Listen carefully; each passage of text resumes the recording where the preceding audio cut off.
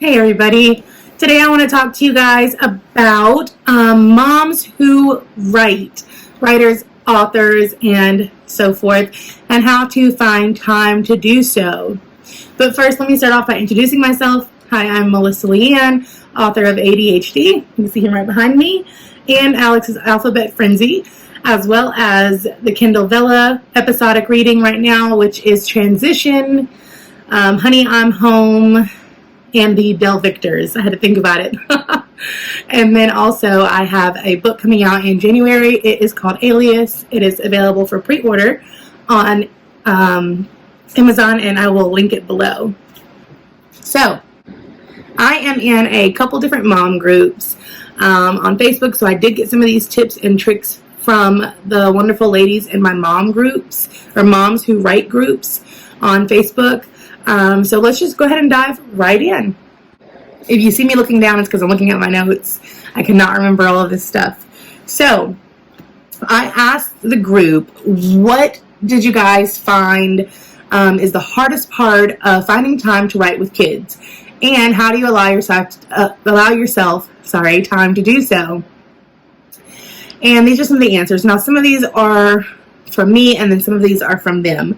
So this first one is, I'm a mom of 7.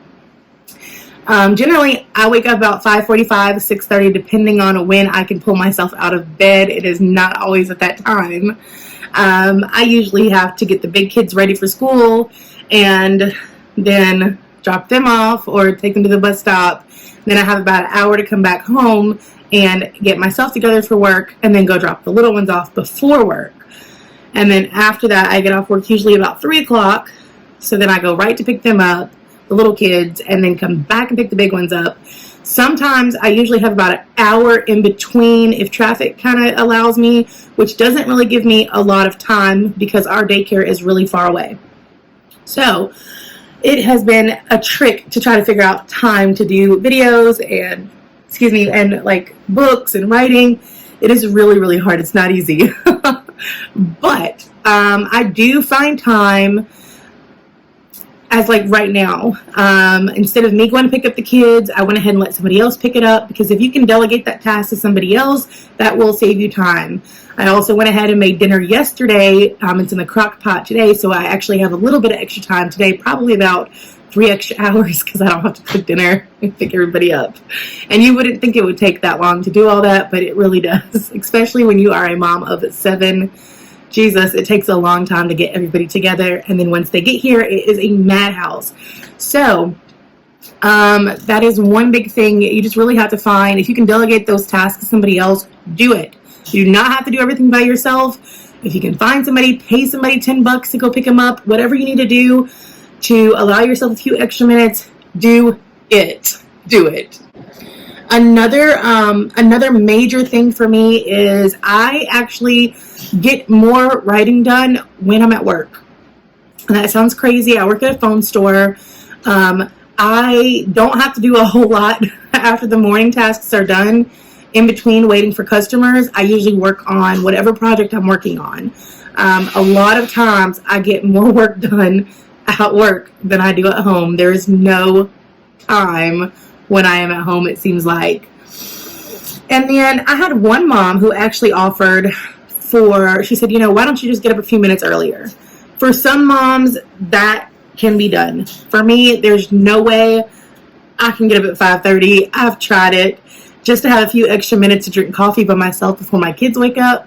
And that doesn't really work well for me, but it may work really good for some of you guys, depending on how many kids you have and how much of a morning routine you have to do. Waking up a few minutes early may be good for you, because a lot of times you get more crunch time in 15 minutes than you will in 3 hours of trying. Okay, what's next? Okay, writing during nap time. Now, this is a good one, yes. However, it depends. If you're a stay-at-home mom and you're writing during nap time, if you can choose not to do that extra load of laundry, or you've already had a shower, sure, that does work. However, sometimes when you're a stay-at-home mom, which I have been, I was for quite some time, those few 45 minutes to an hour sometimes are really important to have you time and get yourself back together for your mental wellness. It really is important. But if you really want to write, you'll make that time. So yes, writing during nap time can be a good option for some of us. One person said that they actually will use their phone while their kids are taking a few minutes to, like, quiet time to play puzzles or whatever they're doing quietly for just a few minutes. She said she'll pull out her phone and she will, type it up and then go back and edit it later once the kids are asleep. So even choosing an earlier bedtime may be an option as well. And then 2 or 3 moms actually told me about this, which I knew about this, but I guess I really never used it myself. There's dictation software on our devices. So you can always do the talk to text while you're in the car, while you're out for a run, while you're dropping the kids off. You can just talk it into your notes or wherever else, and then go back and edit that later. I actually loved that idea. That is my top idea for this video. That was a really, really great one. Oh, you can even do that dictation software in the shower. I have a shower speaker, so if I want to speak to my phone, I can just push the little button on there, and if it's still working, they might have broke it. They break everything. You can just talk to the speaker, the shower speaker, and it'll dictate right to your phone as well. So that's something that you can think about, just like $20. Some of them are even like $10 if you find them on Amazon. I love Amazon. And of course, I have to go ahead and endorse my own brand here, which is Mom Boss, or Be a Boss. And, you just have to decide, hey, I really want to get this done. Do I want to fold this load of laundry, or do I want to write my book?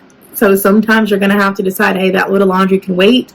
I had 10 loads of laundry sitting at the foot of my bed until last night, just because I wanted to take time to make sure I was creating good content and focusing on what I wanted to do for you guys.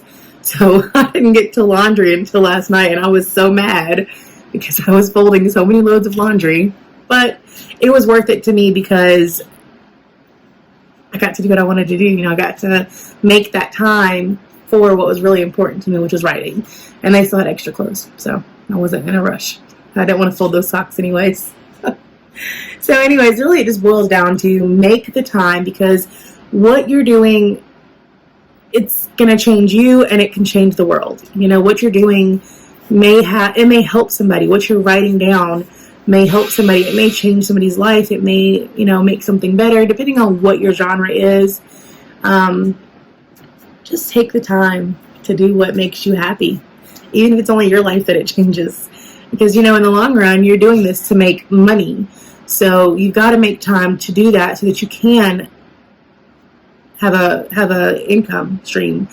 And then, I won't talk about it in this video, but there are a lot of passive income streams for authors. So check into some of those as well. I know that Bethany Atazada, she has quite a few videos on author incomes and passive incomes, and I'll actually link one of her videos below to help you guys out. And as always, I say meditate, take time for yourself, because you know what? Your mental wellness is important, and that's important to me. So as always, don't be good, be great, and don't forget to be a boss.